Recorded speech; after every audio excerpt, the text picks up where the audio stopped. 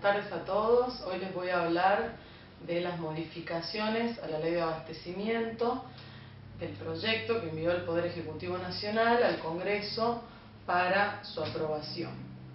En primer lugar, debemos entender la magnitud de lo que se estuvo debatiendo. Esto fue aprobado ya en el Senado por 38 votos a favor y 27 votos en contra, y próximamente va a ser tratado en la Cámara de Diputados de la Nación.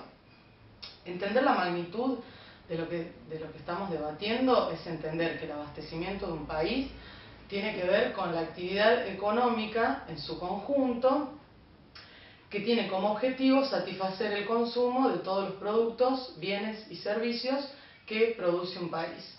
Esto está vinculado a la logística y a la cadena de suministros, que deben prever la demanda y evitar el agotamiento de las unidades que están en venta. Esta ley que se está modificando fue sancionada en 1974 con el número 20.680, y lo que hace es garantizarle, digamos, al Poder Ejecutivo el control sobre la producción, comercialización, venta, transporte de todos los bienes y servicios que produce un país. Lo primero que podemos decir es que la preocupación central del Poder Ejecutivo está en la formación de precios, es decir, en el control de precios en el contexto actual de la economía, ¿sí?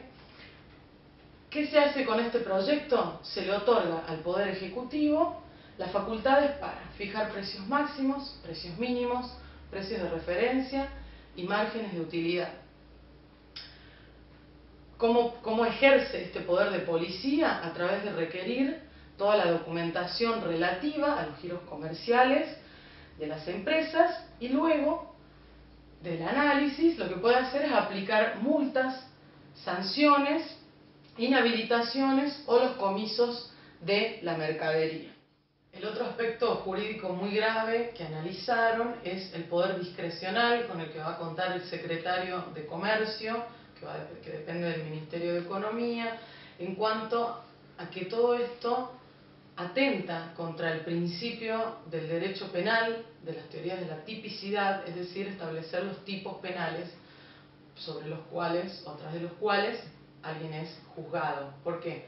Porque esta ley va a establecer principios normativa penal de tipo genérico, es decir, hay tipos penales administrativos, tales como una ganancia abusiva. Se los consultó a los funcionarios qué se iba a entender por ganancia abusiva, no supieron explicarlo. Actos que hagan escasear los productos, la venta o el transporte, la elevación artificial de los precios, entre otros. Es decir, con esto se vulnera cualquiera de las disposiciones que se adopten en ejercicio de las atribuciones conferidas por esta ley.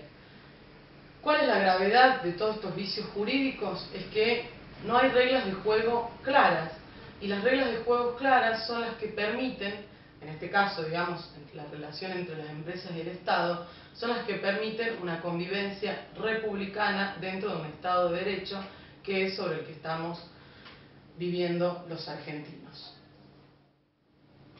Como el gobierno sabe que va a tener que tomar todas estas medidas económicas, con gran inteligencia envía este proyecto de ley para poder tener el poder de policía, así pueda decidir y obligar a las unidades productivas, a las empresas, a producir en las cantidades que el Estado quiera, al precio que quiera y de la manera que también él decida.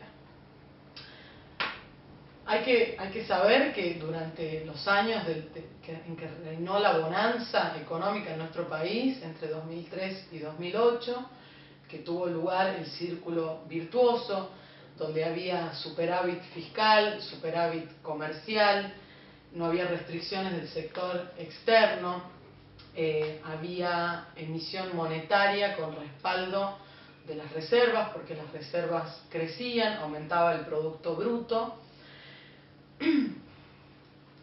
crecía el nivel de empleo y no había la crisis en la que estamos hoy.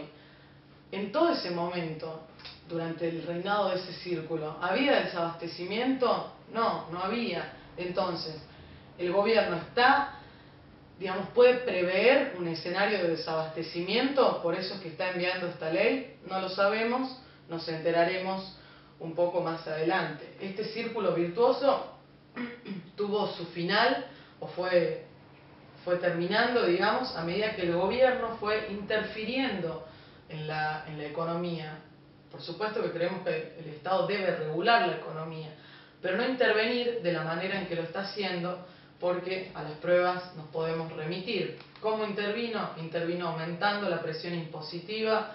Hoy alcanza alrededor del 10% del Producto Bruto, lo que fue alcanzando una mayor masa de salarios de los trabajadores con gran cantidad de impuestos, y tenemos que un gran porcentaje de asalariados, de trabajadores con un salario medio, pagan el impuesto a las ganancias tan discutido por estos días. También se restringieron las exportaciones de un sinnúmero de productos donde Argentina tenía gran capacidad exportadora. Se restringió el mercado cambiario con el cepo cambiario y con intervenciones crecientes hasta llegar al extremo actual, en donde se restringieron las importaciones al punto tal que hay faltante de insumos muy importantes, tales como medicamentos para enfermedades, maquinaria de producción y otras cosas. Queremos suponer que hay en esta iniciativa un error de diagnóstico por parte del Gobierno Nacional para resolver la crisis en la que estamos. En cualquier caso, es necesario cambiar la receta, dejando de lado las amenazas, intimidaciones y el escenario de confrontación que propone el Gobierno Nacional, ya que sabemos que son actitudes que han fracasado en todo el mundo. Creemos que con la generación de políticas públicas que surjan del debate y del consenso de todas las fuerzas que componen el arco político y el arco social argentino, es que vamos a poder reconstruir ese tejido social dañado y permitir alcanzar o permitir devolverle al Estado ese rol de promotor del bien común, que tiene que ver no con la voluntad de un partido político, en este caso el partido de gobierno, sino del conjunto de la población entera. Muchas gracias.